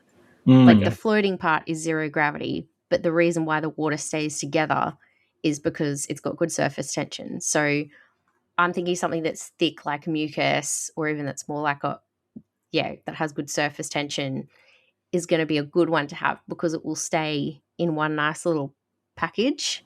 So if you were going to be doing a surgery in space, wouldn't blood just start going everywhere? Like, oh, totally. Yeah. Because I'm kind of picturing, at the dentist, they get the sucky tube in your mouth to like keep your saliva clear so they can work. You'd need something like that for space surgeries just to stop blood from... in Earth surgeries anyway, don't they? We do. We use suction a lot. So, but like, watch House MD, Reuben. God, I've watched almost all of it. I've got about 6 episodes left. So, like, if you're operating here on Earth, like you do use suction a lot, but also the blood, like you say, it'll like pool in parts of gravity the will surgical kind of fields that are like lower, or it will drain out onto like the drapes. But yeah, I agree. If it was up in space, like little like blobs would be, especially doing orthopedics where you're like sawing and hammering things, like blood kind of like sprays around like fairly regularly, and it would just be like phew. Yeah. It would be terrible. You'd have to be definitely in some kind of like laminate airflow situation where it was getting like sucked into a certain part of the room or something. How interesting. But I'm thinking if you had a fluid that was like that had really poor surface tension or something that like was going to spray, I don't know. Do you get what I'm trying to say? If you had something that was gross and that wasn't going to stay all together, it would just get everywhere. Yeah. Can't think what that might be though. Yeah, so you want something that's really not viscous. It would be the worst it would be is when you have worse surface tension. Yeah, or like weaker surface tension. How does like bile and stomach acid go in that department? I feel like vomit would be a pretty good candidate because it would be like... Oh, it's going to be all like there'd be bits. Conformed as well. Like, yeah. Non-homogeneous. That's what I want. Yeah. God, wow. You know the lingo. And it's acidic too. So like if it gets on you, you'd be like, oh, like think about how much your throat burns and stuff if you vomit. Like it's... Yeah, but it can't be that acidic really because it's inside our bodies. It's not like it burns through. Yeah, but the stomach lining is like massively padded to cope with it. Yeah. So yeah, that would be a pretty bad one. But it's not like it's going to melt through the hull of the ship. Oh no! I'm just thinking. Yeah, it's not like Alien. Not like No, it's not going to do anything like that. But just like. But it would be a nightmare. Like that would be a funny thing for like a space MacGyver episode where it's like if he needs to like cut through something, he makes himself throw up to like use the acid. It's probably good enough to fuck with like electrical circuits, I would imagine.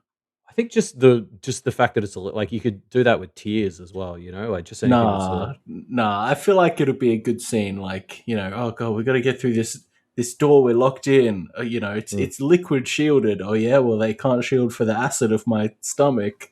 Quick, stick a finger down there, or whatever. I mean, the pH of stomach acid is like 2. Like it's pretty acidic. Yeah, it's pretty good going. Well, sorry, bonus points for like also if he's currently like like trapped where you can't touch anything in space, so you need to like you're like floating in midair. Yeah, and like no stuck. momentum. But so you make yourself not just vomit, but projectile vomit, so it also gives you the momentum you need to get out. Yeah, of that's it. nice. Like, when is the MacGyver reboot happening, and how do we get in the right? Actually, no. I heard this is going to be in the new season of Firefly. They're going to do something like this. Oh, good. Yeah. Oh, actually, Georgia, you'll appreciate this. So this is going to be more for the three of us than the listeners. But they just announced a Firefly animated like continuation or reboot. I did see that. Yeah. Did you see who the showrunner is? No, I only like briefly saw what's his face. Is it Nathan Fillion? I saw him like briefly talking about it. No. They've got details. Mark Guggenheim is going to be the showrunner for it. Oh, where do I know him from again? He created Arrow and all the CW. I was like, why does that trigger me so much? I read that and I was like, that's the funniest fucking thing. It's a really fun pick. In a long time. I can't wait for Felicity to make a guest appearance. Yeah. For people who aren't familiar with Arrow, I think Mark Guggenheim's other claim to fame would be the Green Lantern movie from like 20 years ago. He did fame is a strong word. He did the sequel to the Percy Jackson. Yes. He did the sequel. He wrote the sequel to the second Percy Jackson movie. Oh no. I've actually seen that when Hannah and I were doing our like trash movie marathon. What, you didn't like it? The sequel to Percy Jackson? No. I can't pretend to be able to tell you almost anything about it. Yeah. Like it's been erased. I walked in for the last 20 minutes and they were in some sort of theme park. There was a girl who was a tree, but I don't really remember the specific. That describes most school She'd been plays. turned into a tree. Describes most girls. Is that what you're going to say? Yeah. Typical women. Yeah, women. Always trees. Fauna. Turning into trees. That was kind of how Alexandria Daddario kickstarted her career, right? In Percy Jackson. Is that right? Yeah. She was whatever the fuck. I'm pretty sure I got Mandela affected into a universe where Percy Jackson existed about 4 or 5 years ago because it didn't exist 5 years ago. I've just looked up that woman and I'm seeing her face. I'm like, she's totally in the Percy Jackson movie. Yeah, that seems to be. Yeah. She had her breakthrough playing Annabeth Chase. I mean, honestly, her career peaked when she was Charlie's girlfriend. In Always Sunny. Yeah, Always Sunny. For sure. Okay, but anyway, sorry. Let's leave. We'll leave this behind. It's just I just had to get to be the one to tell Georgia that Mark Guggenheim was doing the Firefly reboot. Fair enough. And that's breaking news, so that fits into the podcast. Well, okay. When is this airing? Oh, it won't be 3 years. It'll be 3. If it ever actually does air, it'll be 2 years at least. Yeah. No, wait. I mean, this episode of what? Oh, sorry. This. Yeah, no, same answer. Same answer. Yeah. When I get around to it, yeah. Well, just because the other thing we should mention is that they're launching the Artemis 2 mission on the 1st of April, which is like. Oh, okay. Yeah, this should be out before then. Yeah. It's just around the corner. That's exciting. And for those of us who haven't been following the space news, I think they're going back to the moon. Is that? They're going back to the moon. Yeah, it's a manned lunar mission. But it's the first return to the moon for more than 50 years or whatever. They'll go around the moon and back. I mean, come on. Yeah, I think no touchdown doesn't count. Dark side of the moon, which we haven't done before. Okay, that's cool. They're going orbiting in a different orbit from. They'll finally see the moon men. Yeah, they'll get to wave at them. No, isn't that where the big Transformer was in the second Transformers movie? That's right. And Dark Side of the Moon. That's factual. Yeah. So that's what they'll be waving at. at a transformer. Decepticons. Yeah, and Megatron will wave back. Actually, sorry, Georgia, I don't think he was technically a Decepticon, or Oh, okay. and he wasn't an Autobot either. What was he? no, I think he predated, because those movements only formed like around the fall of Yeah, sure. what's the name of the Cybertron? Cybertron. Yeah, back when what's his face Galactus ate Cybertron or whatever the fuck. Oh, well, so I think that's the one who was on the dark side of the moon, the big planet-eating transformer. Yeah. Voiced by, wasn't it Orson Welles? Am I crazy? In the animated movie, but yeah. Anyway, we'll get corrected on I that. fell It's all asleep to space, that. it all Did we counts. watch that? And did I fall asleep? Which one? There was like an Unicron. animated Transformers movie, I think. His name's Yeah, Unicron. And I was like really excited to watch it, and then I just like passed out. Reuben and I did it for mediamd. There's like just a huge chunk of the movie from memory where they're on the garbage planet. It's in nonsense. That's something that sticks out to me as well. Yeah, it's like the main part I remember. Yeah. Yeah. Anyway, okay. So yeah, something you said earlier as well that I just wanted to call out, because it's come up a lot in Abaddon's Gate as this fleet has been switching between thrust gravity and like microgravity. People's face shapes changing in part because of the fluid, and just also because like gravity, I guess, pulling down your cheeks and hair. So you keep like Bull and the other characters keep talking about how everyone looks older when they get back into gravity. Oh yeah, I suppose it would, like, you know, if you and maybe if your skin if you'd been in microgravity for a long time, like your whole life, is that what the situation is for these people? Some of them, but not all. Oh, okay.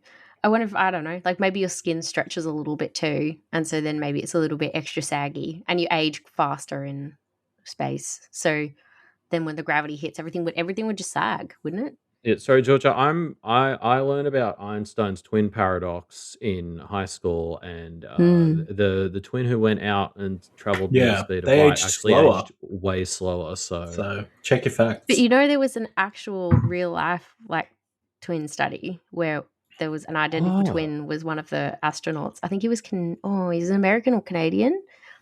That does sound vaguely familiar now that you say it. Yeah, and then they did all these tests on them when they got back, and like, you know, the guy who went up into space and got like shot with all the radiation had aged.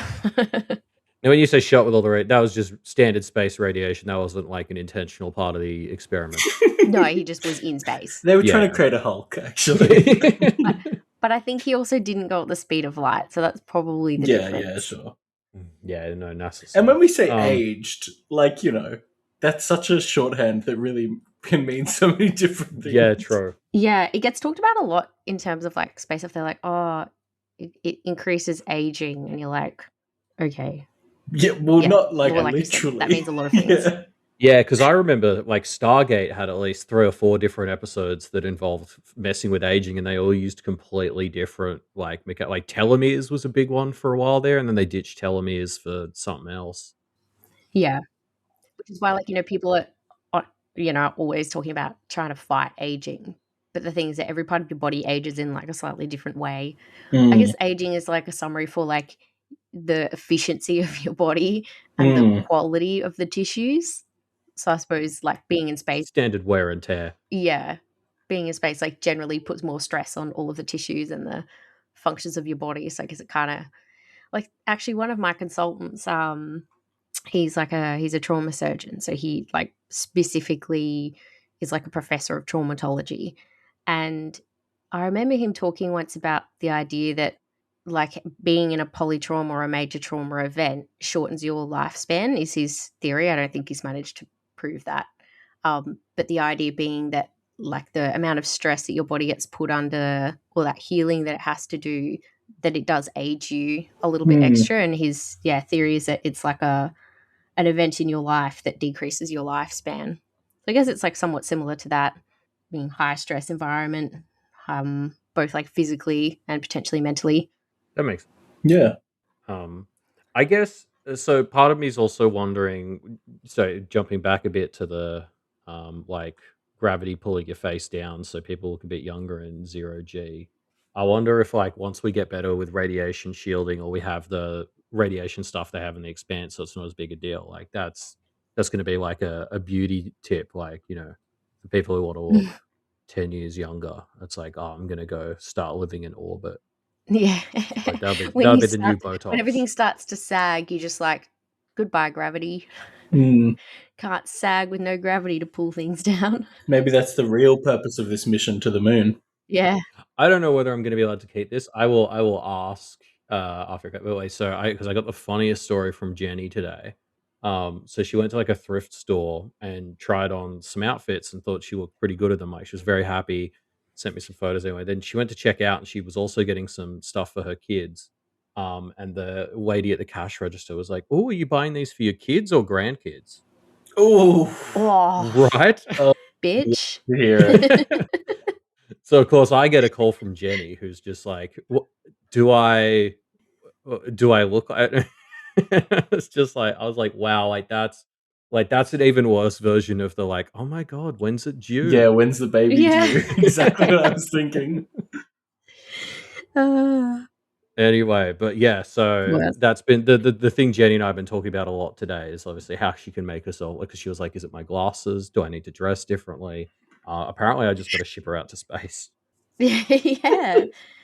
You just can't come back because then you will look older. Yeah, Well, yeah. it's good while you're out there, but it fucks you up when you come back, I guess. That's fine. We'll just have to live in space. I mean, What could go yeah, wrong? it's either that or the US. So, Yeah. okay. Space. One last thing talking about Bull's spinal difficulties. He So basically the doctor sort of tells him that you have a bolus of blood and spinal fluid putting pressure on the wound, which I think makes sense from what been talking about with all the pull, like you know the pulling and the blood pressure being lower and stuff. Like, so that's just normally that'd get drained a little bit easier naturally, but it's not getting drained in 0G. Mm. But she also says, as well as having to drain that, they need to get the bone shards out of the way.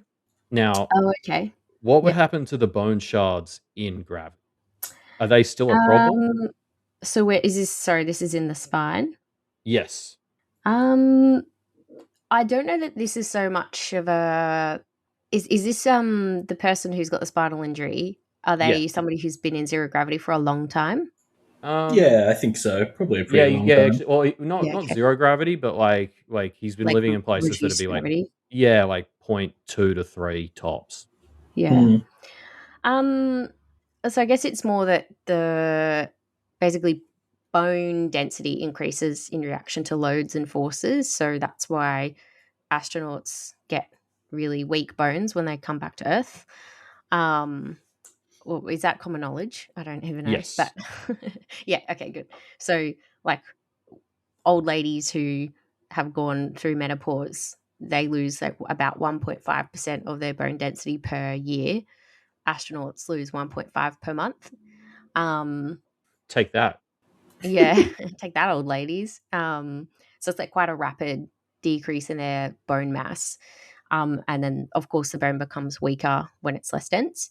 So, Yeah. like, what I was thinking when I read this thing saying that all these people essentially had like serious injuries, like a car crash style, is that a lot of these people's bones are probably really weak and brittle.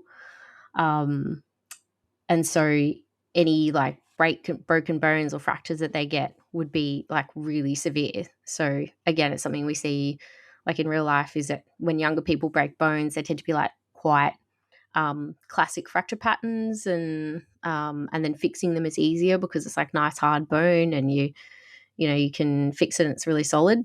Whereas older people, like you can imagine, it comminutes more, so it's like it's more shattered because it's so much more frail. So I think a lot of Right. these people's, if they have their broken bones that they would have, would be like really bad, and there would be lots of little bony shards around. So obviously this guy's had a bad spinal fracture because he's lost, the use of his legs and everything. I don't know that anything different would happen to those shards of bone in gravity. Like they will just be like wedged in there. Like they'll just Yeah, be but okay, sitting in so the like tissues. if he had this injury on Earth, like the bolus of blood and spinal fluid would be draining, but it'd still be like, okay, we need to get in there and do something about these shards of bone. Like they'd be the same problem. Yeah, I guess like you'd probably remove the shards of bone when you're there because they're not going to be doing anything useful. but mostly you need to try and like relieve the pressure. So like often when Right. people have spinal injuries, even when you look at it and you go, oh, the spinal cord has been significantly damaged and like they're probably not going to have any recovery, you usually still do go in and drain it because like and decrease the pressure on the spinal cord to avoid further injury. But yeah, perhaps I suppose I'm not entirely sure again how gravity is involved with this. Like you have venous outflow from your spine. I'm not sure how gravity assisted it is. It must be somewhat. But yeah, maybe if you've had like a bleed and an injury to the spine, you would be even more wanting to relieve the pressure within the spinal column or in the spinal cord or whatever you want to say. Yeah. Okay. Yeah. Cool. And then the last thing I had here was just that then they talk about like starting the regrowth of his spine. Is that's magic space medicine that doesn't really exist, right? That's Yeah. okay. Unfortunately. I mean, you can like you can have some recovery depending on how severe your Yes. injury is. And certainly the bone can heal. So if you have like fractured vertebrae, the bone will heal nicely, but nerves and like spinal cord tissue doesn't really heal very well a lot of the time. Yeah.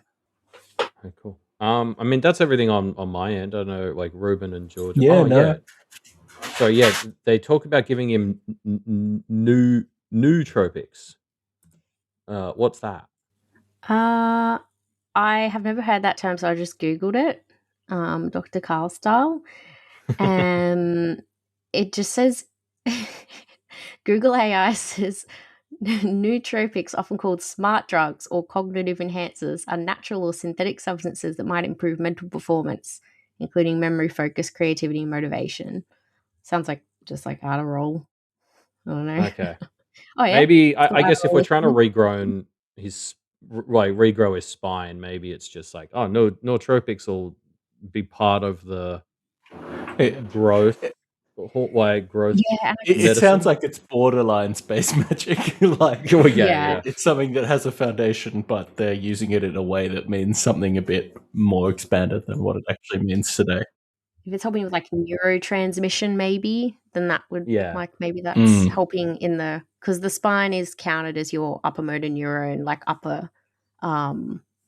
like your central nervous system. So maybe they're just like assuming that magic space drug that's nootropic will help the spinal cord as well. Not sure. That makes sense to me, but I mean, I think the best way to write sci-fi tech is to like sprinkle in just enough real science concepts that kind of work and are related, so that people are like, okay, yeah, sure. And that's what Yeah. including nootropics or nootropics here feels like to me, is they're just sort of like, okay, we'll put in like something that fucks with neurons, and then people will be like, yeah, spine, neurons, like there's some dots, we've connected them. It's all good. Yeah. Sounds good. We'll go with But that. yeah, anyway, so yeah, that is everything on my end. I don't know if either of you guys have more you wanted to mention regarding space trauma. Yeah, no. I guess just the only other thing here, well, we're going to talk about this in our next episode, but a lot of these people would probably be getting infections because that's more common in microgravity.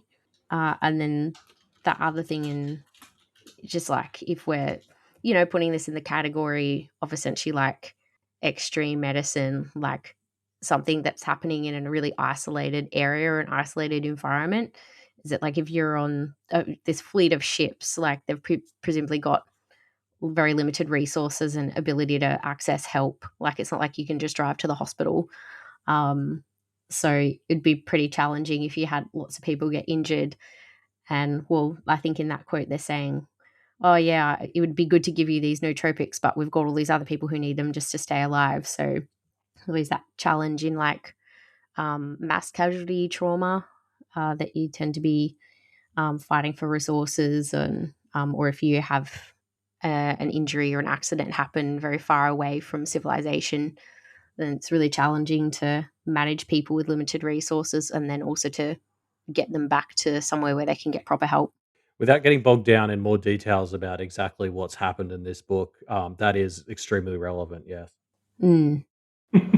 Because even Hannah and I we were like sort of hiking in Japan, and we were like walking through this little village, and like along a road, and then we went up this staircase that went up like relatively high, and then we're walking along like a path, so you could look down and you could like see the village down there, but you're a little ways away now, and I almost trod on this snake, take a video of the snake. And it turns out it's like the only venomous snake in Japan. And it's like Oh wow. really like they're all like terrified of this pit viper. Like it's the only snake that they're scared of. And I nearly trod on one, of course. And then Hannah and I were talking about like, man, I mean, if you get bitten by that thing up here, you're like, what the fuck would you do? Because like you wouldn't be allowed to move, because that's the whole thing with snake bites. You just got to try and like lie there and not let the Hope the venom helicopter like comes quickly. go through your body. And then we've just climbed up this big staircase. Like getting even just me down those stairs would be like really challenging. Like you don't have to be that far away from things to suddenly actually be really difficult to get help. Like it's pretty interesting. Yeah.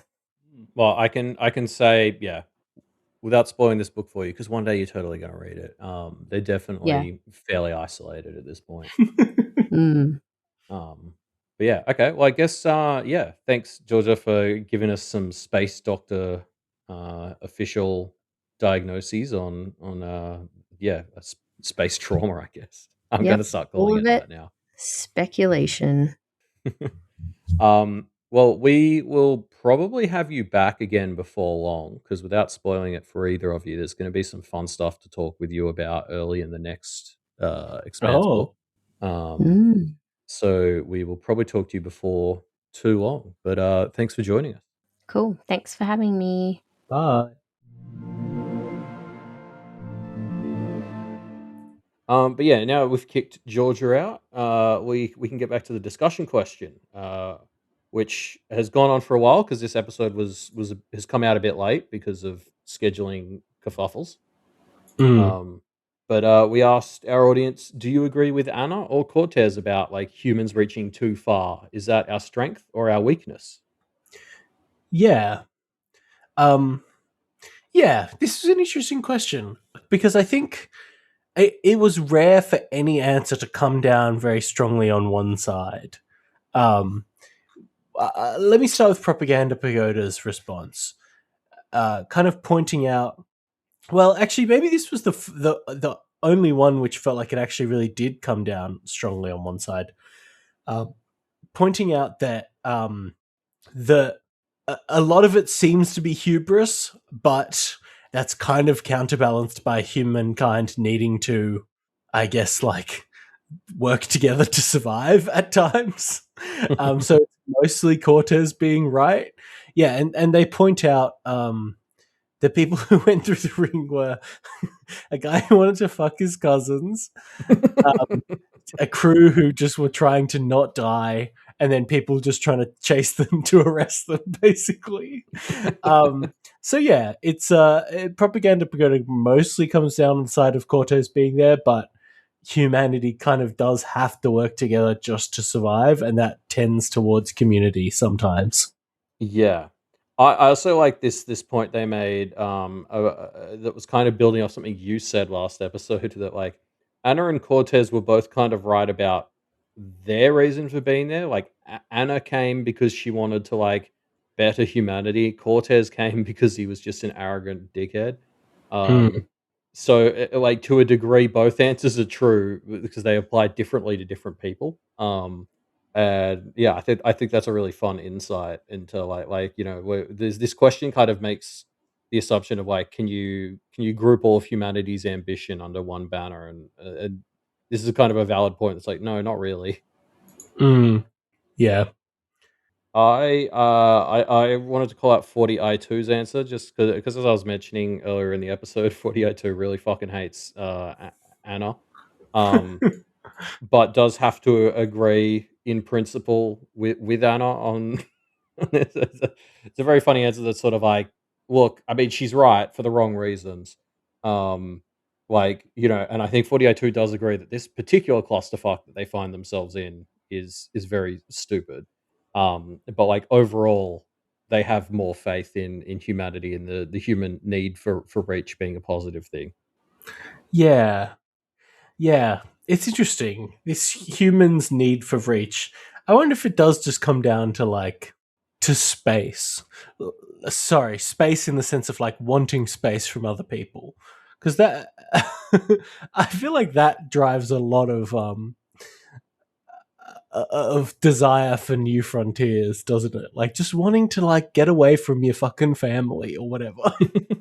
I mean, yeah, but that's like the paradox of the human condition as well. Because also, as we all experienced in 2020, being alone fucking sucks almost as much. Like you need, I don't know, yeah. We Mm. love going to new places and adventuring, but also you also need a community at the same time. Um, Fucking dumb species psychologically. We sure are.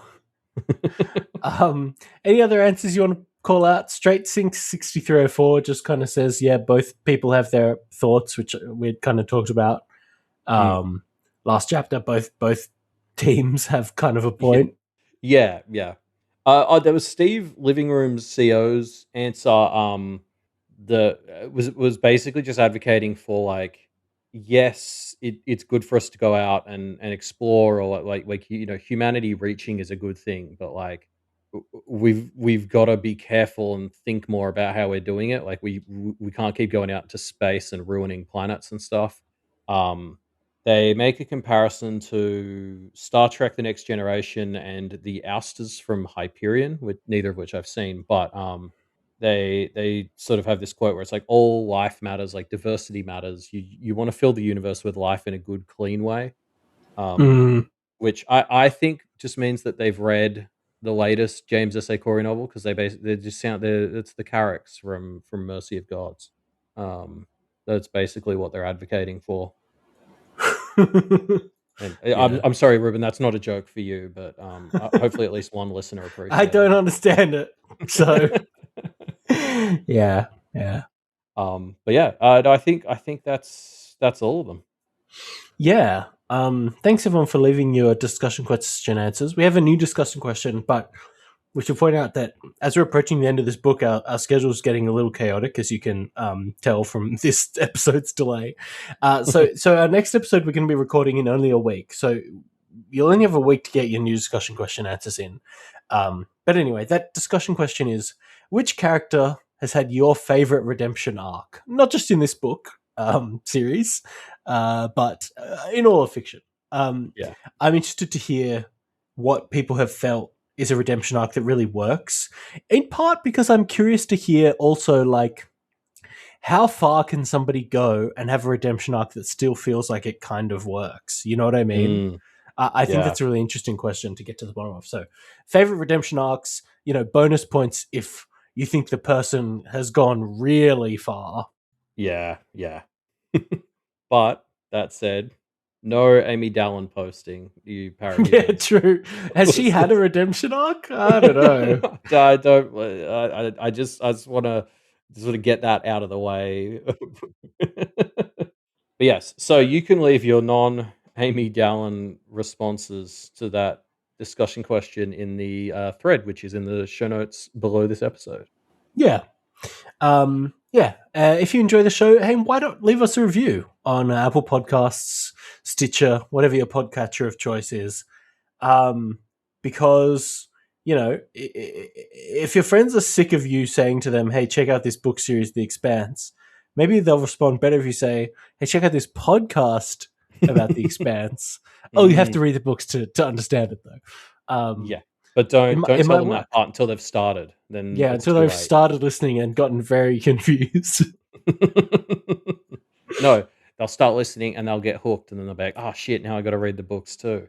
I don't believe anyone would get hooked on this podcast without any kind of knowledge of the books. No, it's just too much. It's super compelling audio, even without the context. Yeah. But yeah, don't forget we have a Blue Sky as well. So if you were wondering why this episode was so late, I did post about that on Blue Sky, and I'm trying to get better about doing stuff like that. So reward me by using it. Yeah. But yeah, that's where I'm going to be posting if we have more delays or what's going to be happening, because we haven't actually organized our schedule after Abaddon's Gate yet. So we've got to start thinking about that. Blue Sky will probably have the updates. Stay tuned for that. We will be talking more about it soon.